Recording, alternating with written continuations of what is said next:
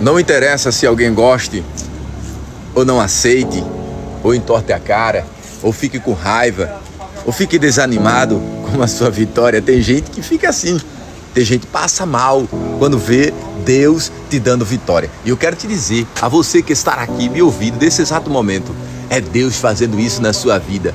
Estoure pelas costas, torça contra. Ei, não adianta. Tem gente, meu filho, que ficou de cima da arquibancada, torcendo contra você, pensando que não ia dar certo, querendo ver o teu final, mas o Senhor se levantou, quebrou todo o mal, te dando vitória, chave na tua mão, e você agradecendo a Ele, porque teu culto de ação de graça será grande.